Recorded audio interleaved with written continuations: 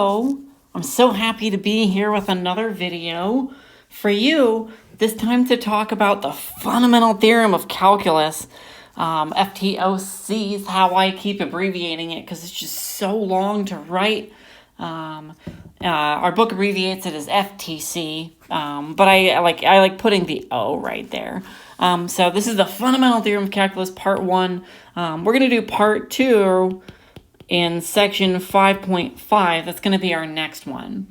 So there are 2 parts to the Fundamental Theorem of Calculus, and we're going to do part 1 today. There are 2 major outcomes that I want you to take away from this engagement with me today. I want you to be able to tell some of the story for how the Fundamental Theorem of Calculus unites the 3 previous sections, that is to say, approximation, exact area, and antiderivatives.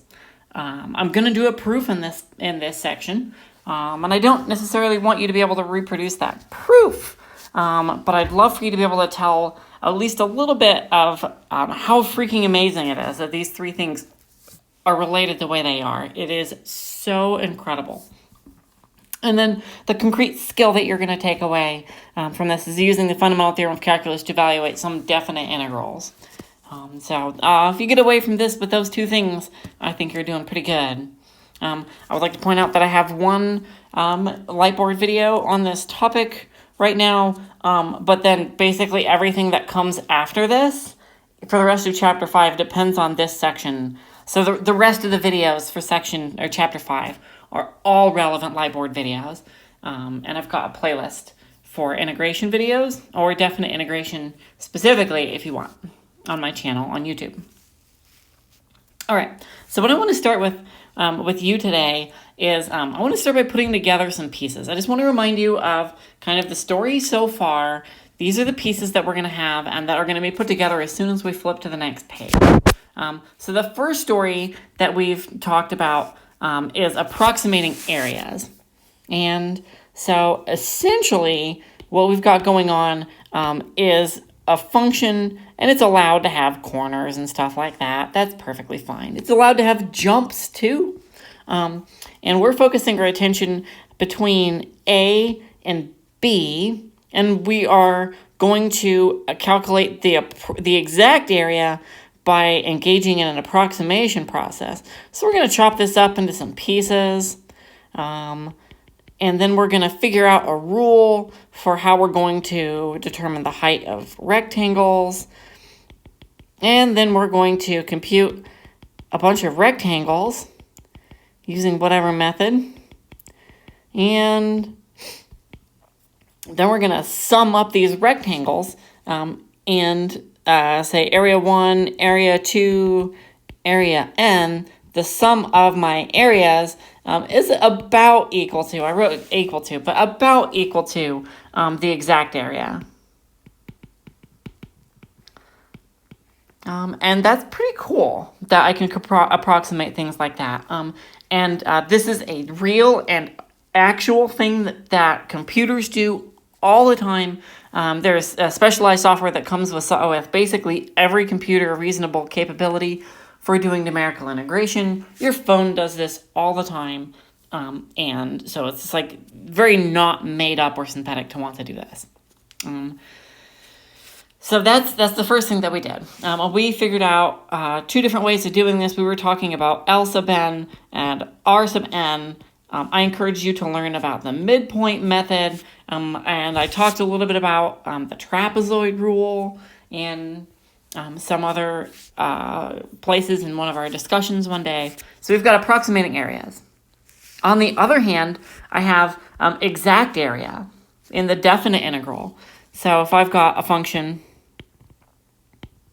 that does that, and I'm going to integrate between those 2 places, A and B, I'm going to find this area where the stuff down here is negative, the stuff down here is negative, the stuff up here is positive, the stuff up here is positive. And we define the integral from A to B of a function f of x dx is exactly equal to the signed area between the curve and x-axis, and is equal to the limit as the width of the partition. If I cut this thing up into some points, and then I have sample points that live inside, so I've got one sample point inside of each of my intervals, and the sample points determine the height of my rectangles. Then I've got the limit as the width of the partition goes to 0 of the sum of my the Riemann sum, I need to do away with that sum right there. It's built into it. The Riemann sum of f with partition P and sample point set C is by definition equal to the definite integral, which is the exact area. And in section 5.2, we did this via geometry. And in particular, we didn't learn how to do this in 5.2. In 5.3, we learned that the definite integral is defined as the general antiderivative, so that the integral of f of x dx is equal to capital F of x plus some constant of integration c. And that constant of integration is the vertical shift, and its value is determined by initial conditions.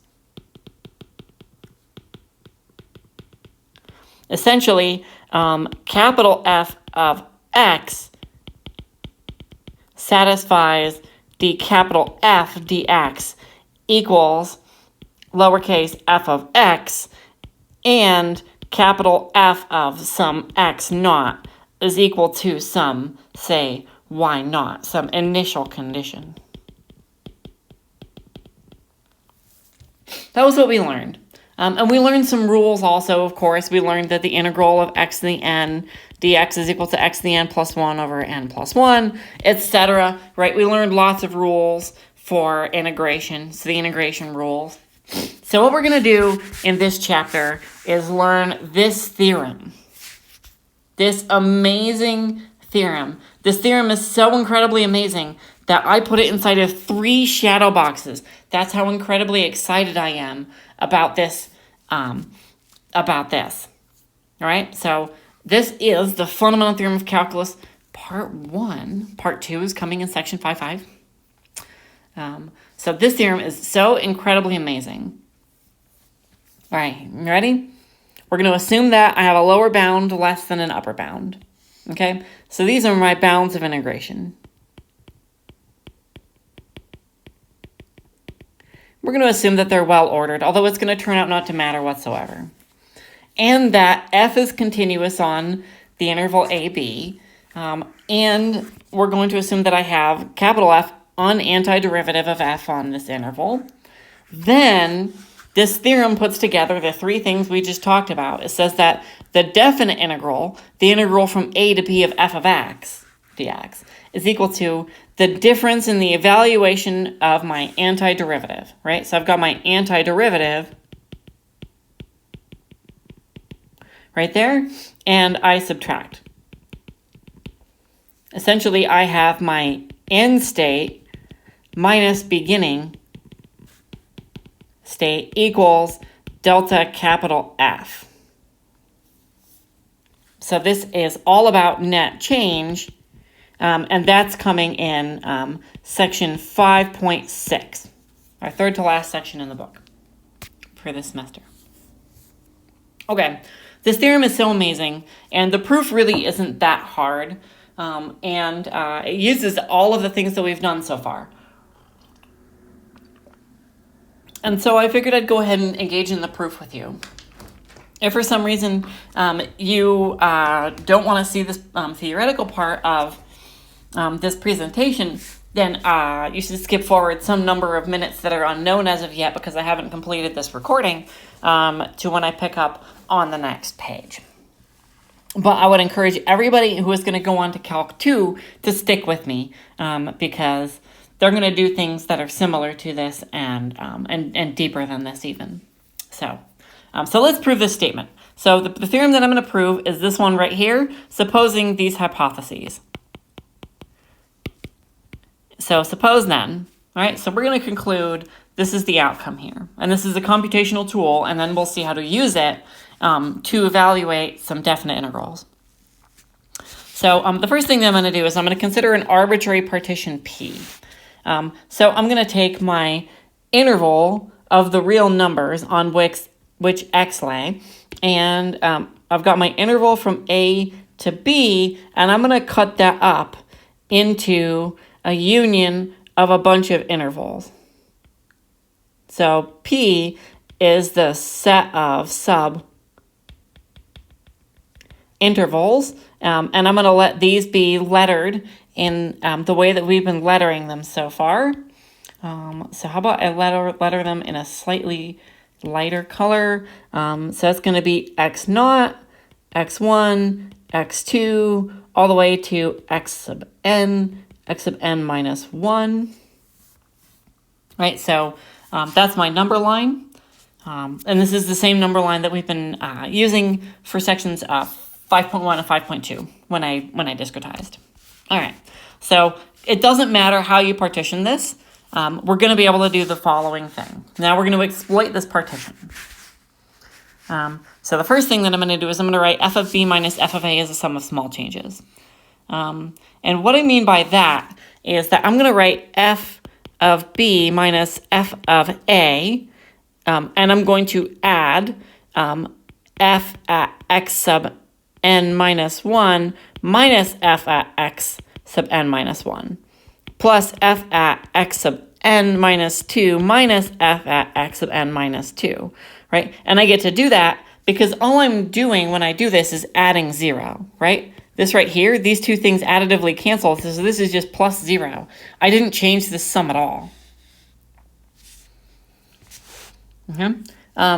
And so I'm going to write this again, and I'm going to split it up a little bit. And so I'm going to go f of b, and now I'm going to take this one right here, and I'm going to group it with this.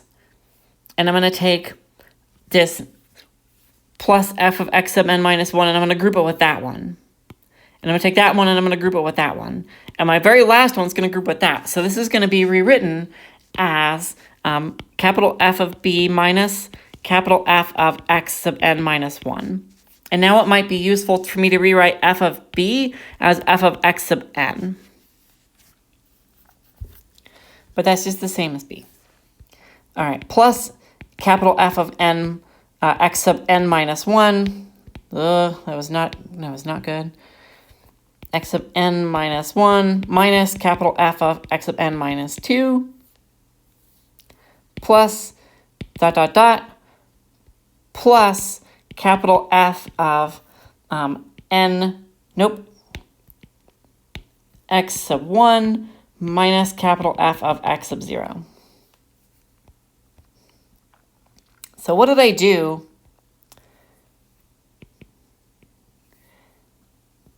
Is I've got a function doing whatever it's doing, and I'm focusing my attention on an interval from A to B. And I've got a partition with these points in it. x0, x1, xn, x1, x2, x sub n minus 1, x sub n minus 2. So if I go up here, that right there, the height of that is f of x sub n equals f of b.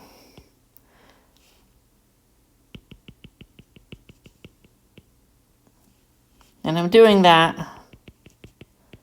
the whole way along. What we're doing is we are saying that I can get from this height to this height by going directly up, or I can go up a little bit, and then I can go up a little bit, and I can go up a little bit, and I can go up a little bit. And if I have to go down some also, that's perfectly fine also. So all I've done is generate essentially points on a curve. I don't like that last one. That last one didn't work out. That one. There. All right, I think I've got them all.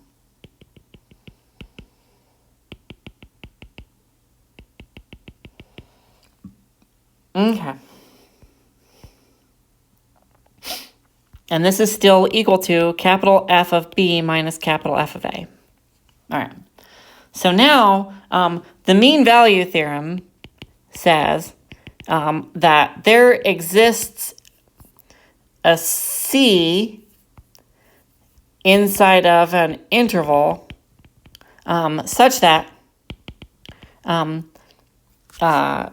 some function g prime of C is equal to g of right minus g of left over right minus left.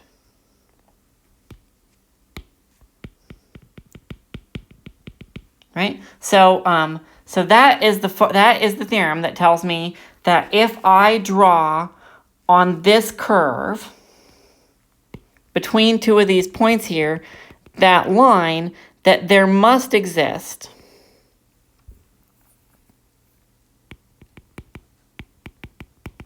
a point inside of here. Maybe I'll color it in blue.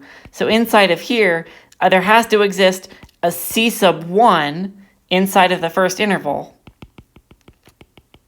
so that the slope at C sub 1 is equal to f of x sub 1 minus f of x naught over x1 minus x naught.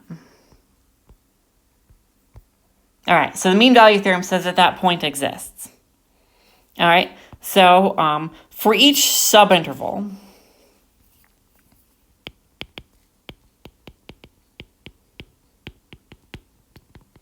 and that interval is from x sub I minus 1 to x sub I, there exists a C sub I, and I'm going to put a star on it.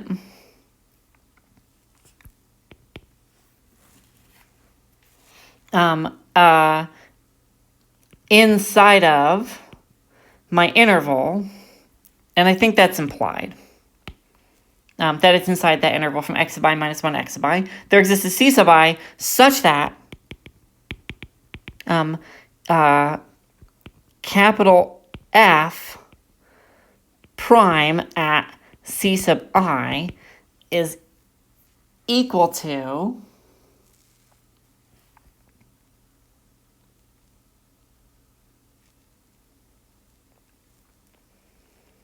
the difference in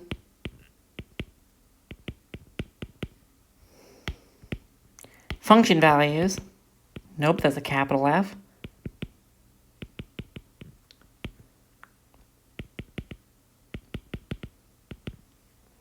Like that. Or, so all I did was invoke the mean value theorem on this interval with these 2 points right here, on this interval, on this interval, on this interval, right? On every single interval, on the ith interval, I've invoked the mean value theorem. And now what I'm going to do is I'm going to take this expression right here and I'm going to move it up here. And I would also like you to realize that that thing down there in the bottom is what we will call delta x sub I. It's the width of the ith interval. So, there exists a C sub I star in each interval in the partition with capital F of x sub I minus capital F of x sub I minus 1 equals capital F prime of C sub I times delta x sub I. So what did I win by establishing this? Well, look what we did in our previous step right here.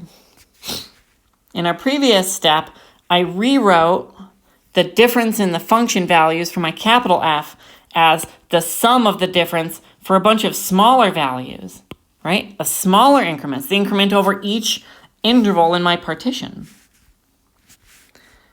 So now what I'm going to do is I'm going to take this expression, which is the same as this expression. Those are the same expression as each other.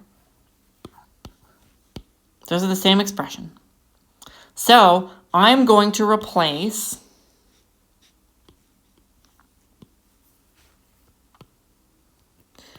that with that.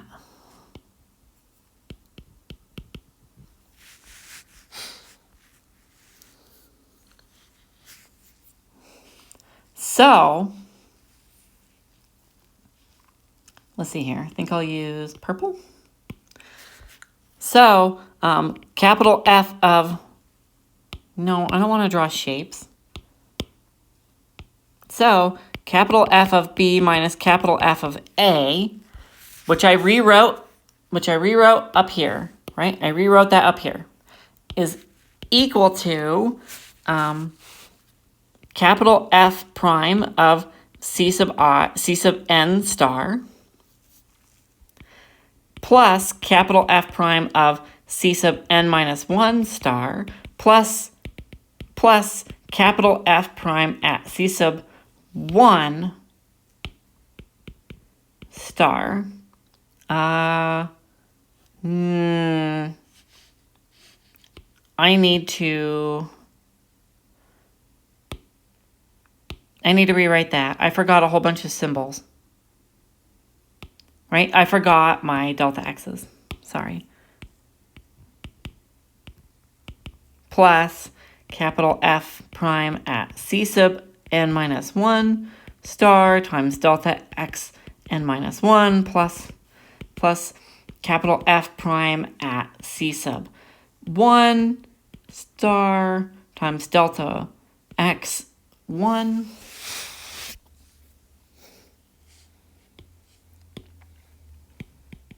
But capital F prime equals lowercase f by hypothesis. Or by assumption, right? So we assumed that capital F was an antiderivative, so this right here is because capital F is an antiderivative to lowercase f. So that is to say that this whole sum that I have right here, I can put in lowercase f's in each of these places. So that's equal to, and I'm going to reorder it from lower to higher, lowercase f of C sub 1 star times delta x sub 1 plus lowercase f of C sub 2 star delta x sub 2 plus of C sub n with a star times delta x sub n, which is exactly equal to the Riemann sum on F with a partition P and my sample point set, which I called C star.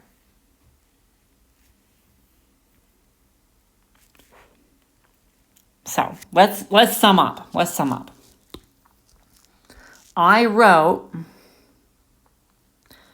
that for my partition P, I can take my difference in my function values and I can conclude that the difference in my function values is equal to this Riemann sum. Okay. So what did I just conclude? I concluded that this Riemann sum is exactly equal to this difference right here. But this Riemann sum, if I take the limit as the width of the partition goes to 0, I get that the Riemann sum converges to the integral, because that was by definition of what the integral was. So now I have the bridge. This R right here is the bridge, because capital B minus capital F of B minus F of A is equal to the Riemann sum, and the Riemann sum is equal to the definition of the integral.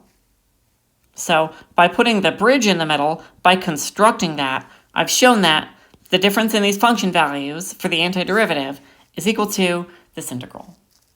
All right, so that's the heaviest proof that I'm going to do with you all semester. Haven't done a proof for a little while. I hope you enjoyed it. Okay, enough of that. What I want to do now is cover for you some notation advice and then actually exercise our newfound power using the Fundamental Theorem of Calculus, Part 1.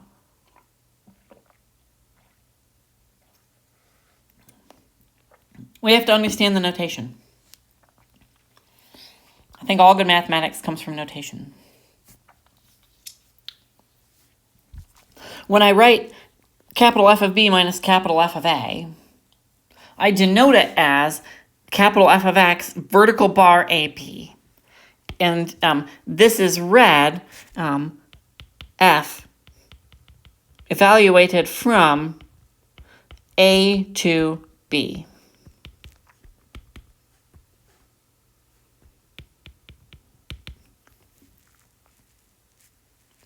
So the skinny of it is that the integral from a to b of f of x dx is equal to the antiderivative evaluated from a to b, where the integral, the symbolic or the indefinite integral is equal to the antiderivative plus any constant c. So we should pick apart this notation a little bit. I've got this function right here. Its name is the integrand. Dx is the differential. And it's not optional.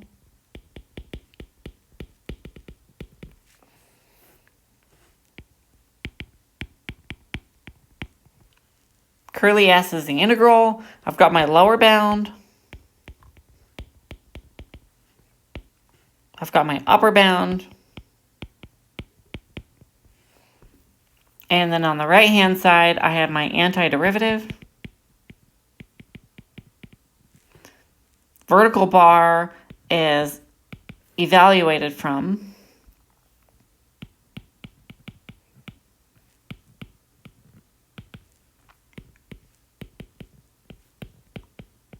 lower bound and upper bound.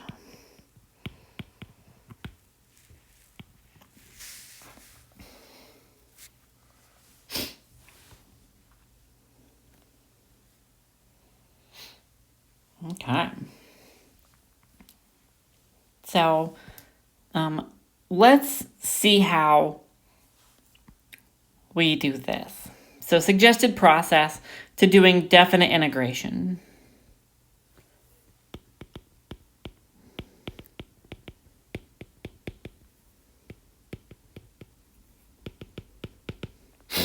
First, I want to antidifferentiate.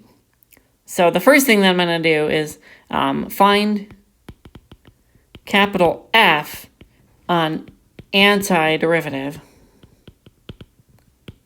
for lowercase f. This is probably the hard part.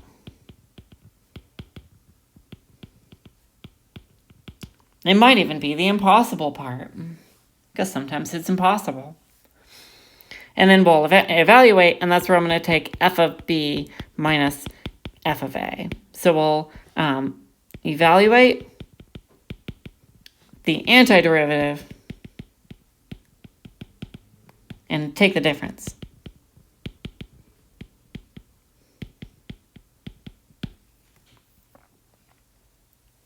So we should probably do an example when I have the process, suggested process on the page. So we're going to calculate the exact area under f of x equals x cubed over some interval.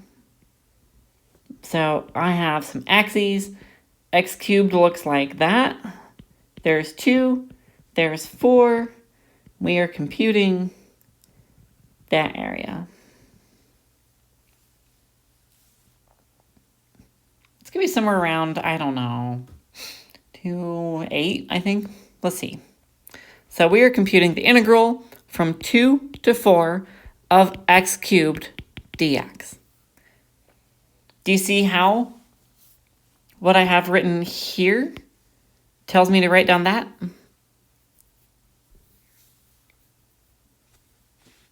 I put the left point right here, and I put the right point right there. I took my function, and I put it right there. So this is equal to x to the fourth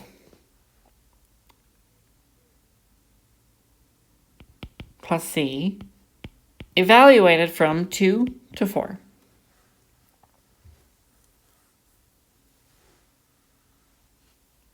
That's equal to 4 to the fourth plus c minus 2 to the fourth plus c, which is equal to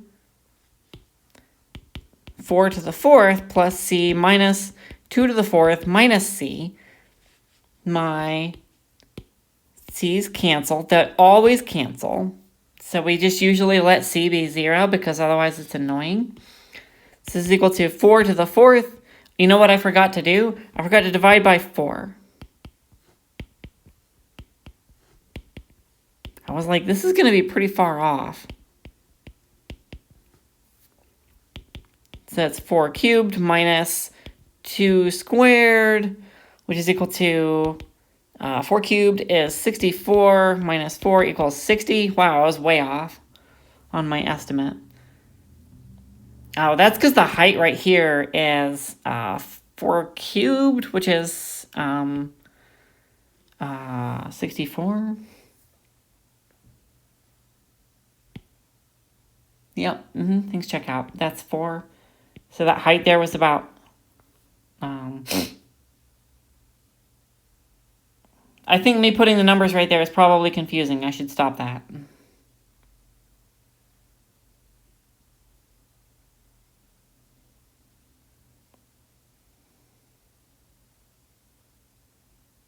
Yeah, okay, I was wrong. I was going down a sidetrack there, and I think it was not going to be helpful. What I was going to do is I was going to try to compute like a lower bound for how much area it would have and like an upper bound and say like, oh, it's between those two bounds because it's okay. So that height right there is 8. That height right there is 64.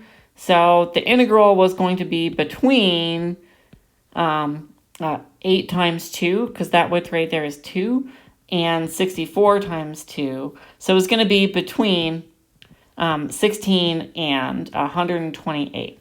And it was. It was between 16 and 128 because I got 60, which is between 16 and 128. Again, this area right here is between that one and that one, right? And it is. So it's between 16 and 128. I got 60.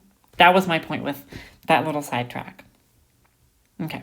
The point of this example, I anti-differentiate and take the difference of evaluation. The constant cancels, so you might as well let that constant be equal to 0 and not have to bother with it.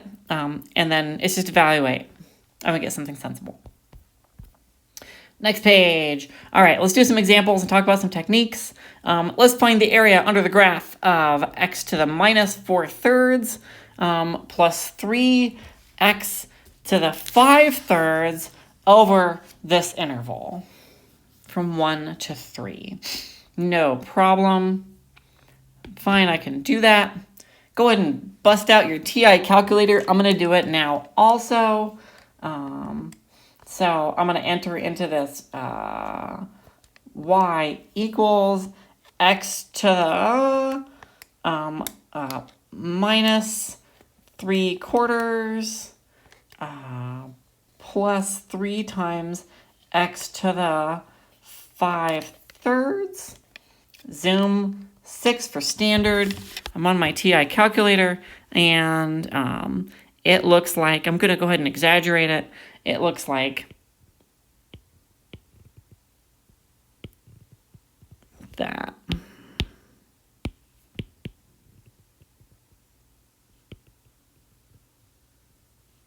Boop. Where that's 1 and that's 3. It's not exact. It doesn't matter. So the area that we're talking about is this area. since my axes are to scaled, I don't think I can reasonably estimate this value except to say that it's going to be positive. So we're being asked to compute the integral from 1 to 3 of x to the minus 3/4 plus 3x to the 5/3 dx. So that's power rule with linearity. Tell me that this is equal to the integral from 1 to 3 of x to the minus 3/4 plus dx plus 3 integral from 1 to 3 x to the 5/3 dx. And now I'm going to go ahead and x to the 1/4 and then divide by 1/4 is the same thing as multiplying by 4 plus 3 times, and it's evaluated from 1 to 3, 3 times x to the 8/3 times 3/8, evaluated from 1 to 3, 4 times 3 to the 1/4 minus 1 to the 1/4 plus 3 times 3/8. Okay, so that's 9/8 times 3 to the 8/3 minus 1 to the 8/3.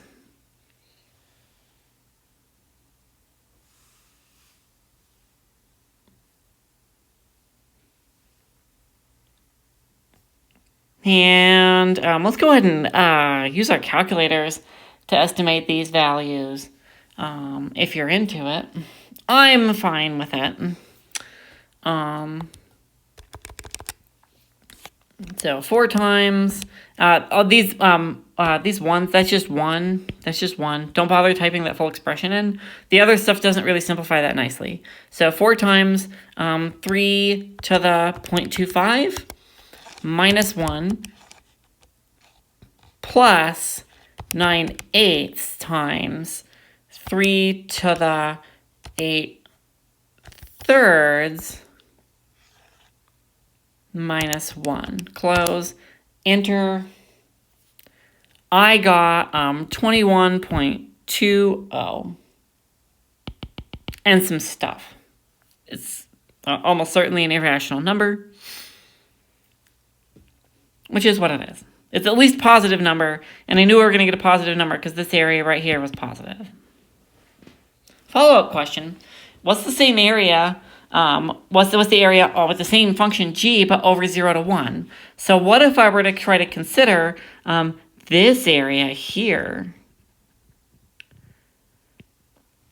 Okay.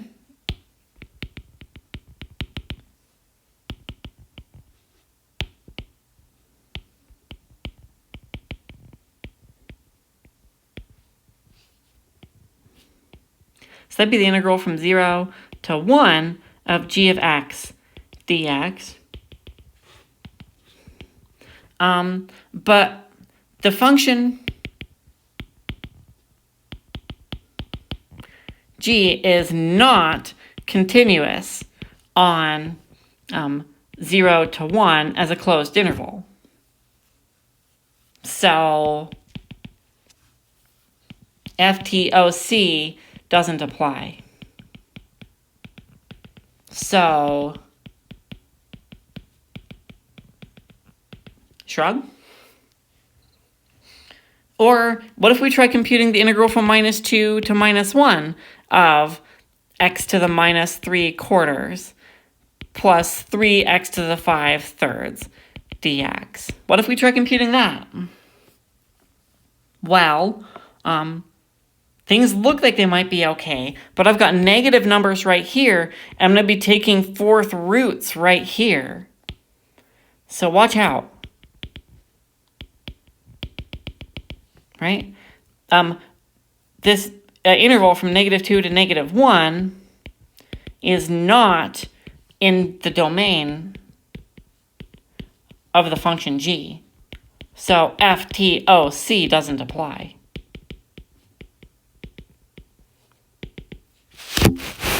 It's not in the domain for g to be real valued. It is in fact in the domain of g if you're thinking about the function as being complex valued, but we are not going to be dealing with complex valued integrals in this class.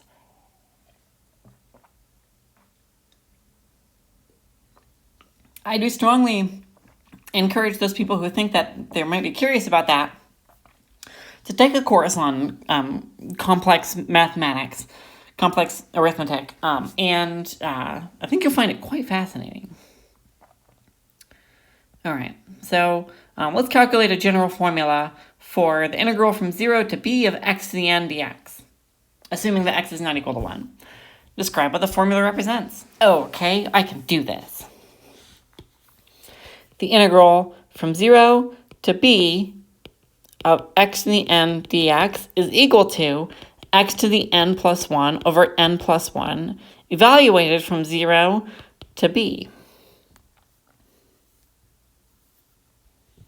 And that's equal to b to the n plus 1 over n plus 1 minus 0 to the n plus 1 over n plus 1. And that part right there is just our friend 0. So this is equal to b to the n plus 1 over n plus 1. So what do we just find if I have a line from 0 to b? It's that area. If I have a parabola from 0 to b, it's that area. If I have a cube, then it's that area. We found the area from 0 to b under any basic polynomial. Univariate, monoterm polynomial. Okay. Next page. Let's evaluate this integral from a to b as sine of x dx over some intervals right here. I played with the plotting software to start getting better at labels and stuff like that. I hope that you like it.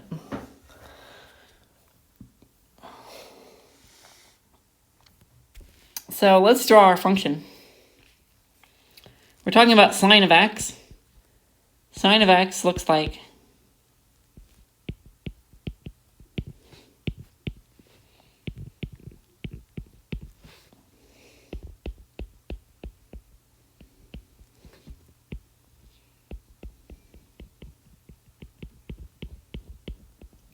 that.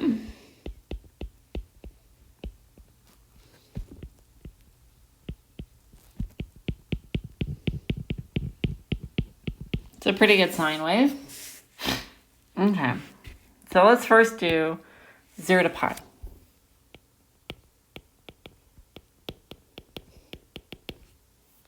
That would be this area right here. It's strictly positive. So I know that that's going to be bigger than 0. That's equal to the antiderivative to sine. If I differentiate minus cosine, then I get sine evaluated from 0 to pi.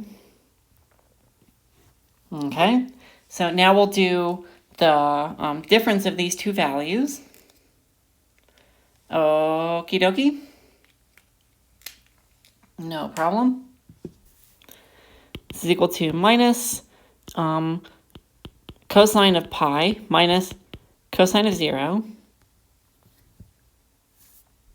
which is equal to minus 1 minus 1 equals minus 2 equals 2. So this area here is equal to 2.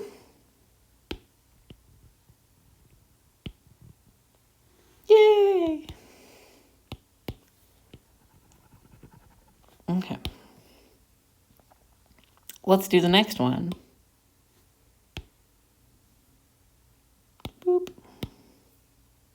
ignore.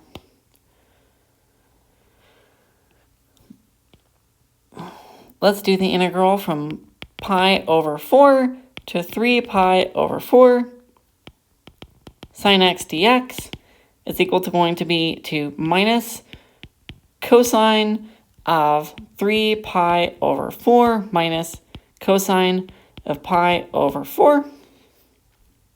Now I have to remember my unit circle. Cosine is the x coordinate, and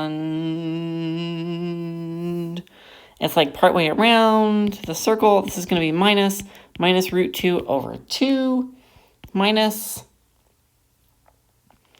cosine of root 2 minus, okay, it's root 2 over 2 again. It's equal to minus 2 root 2 over 2, which is equal to root 2.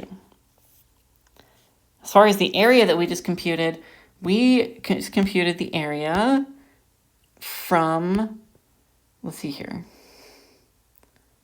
So that's pi over 2, so we did from there to there.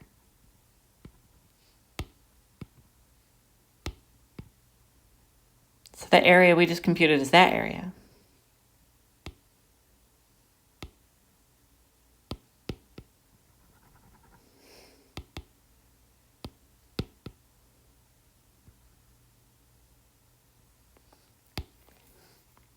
All right, next let's do the integral from 0 to 2 pi of sine x dx. Oh, well, if I shade this in, that's going to be the area from there all the way to there. These look like they're the same. And they are.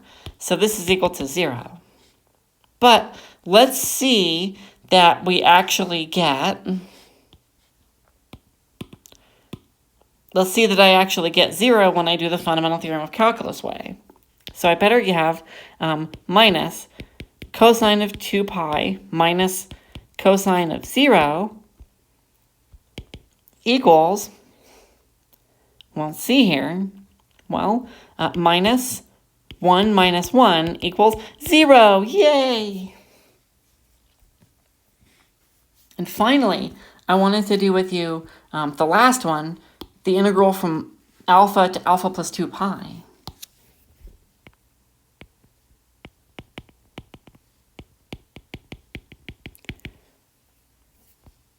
That's equal to minus cosine of alpha plus 2 pi minus cosine of alpha. Well, the period of cosine is 2 pi. So cosine of alpha plus 2 pi is equal to cosine of alpha. So that thing there is equal to 0. So if we were to continue on with this curve, keep going something like that, and then integrate, say, from there to there, right? It still adds up to 0. So if I take that chunk and boop, and I pop it in there, I get the same amount, which is really cool. Okay. Let's do a few more. And this is our last page for the packet, which is cool. So I'm nearing an hour here. All right, so the last one I want to do was some logarithmic stuff. So this is building on the antiderivative for the log that we did in section 5.3. So I'm taking the integral from a to b of dx over x. Using the Fundamental Theorem of Calculus, I get the difference of those two values. Why? Because the indefinite integral of dx over x, which is equal to the indefinite integral of 1 over x dx, is equal to the natural log of the absolute value of x. So this right here is just the natural log of the absolute value of x evaluated from a to b. And then I merge it using the rules of logarithms to get this fraction. So let's do some evaluation. No problem. Integral from 2 to 8 of 1 over x dx is equal to the natural log of the absolute value of x evaluated from 2 to 8, which is equal to the natural log of 8 minus the natural log of 2, which is equal to the natural log of 8 over 2, which is equal to natural log of 4, which is equal to 2 natural log of 2.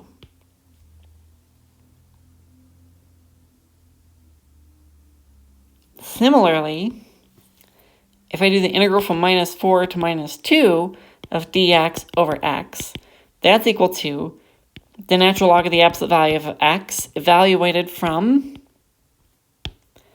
minus 4 to minus 2 is equal to the natural log of minus 2, except it's with an absolute value because natural log of minus 2 doesn't exist.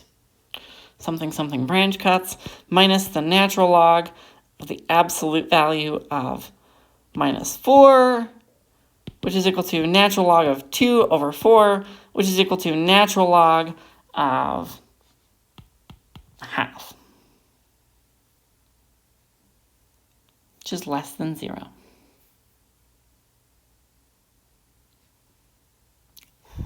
And finally, my friends, the integral from e to 1 of dx over x is equal to natural log of 1 minus natural log of e, which is equal to 0 minus 1 equals 1. Oh, with a minus sign. Okay, I left some placeholders here if you want to like try playing with drawing. So draw 1 over x and then put the bounds and then draw the areas and see whether things match up with what you get for these. Notice that one there was an integral where the bounds were out of order, or an improper integral. Well, I think that's about it. I think the right thing to do as far as getting this content under your belt is to just do lots of problems from the book. Just practice anti-differentiating and taking the difference when you evaluate. There's some pretty good conceptual questions in this section as well that really help you develop your skills. But wow, what an amazing theorem. And I just want to say thank you so much, and we'll look forward to seeing you in discussion and for our next packet. Calculus Part 2. Thank you for your sudden appearance, Siri. We all love you so much. Okay. Bye.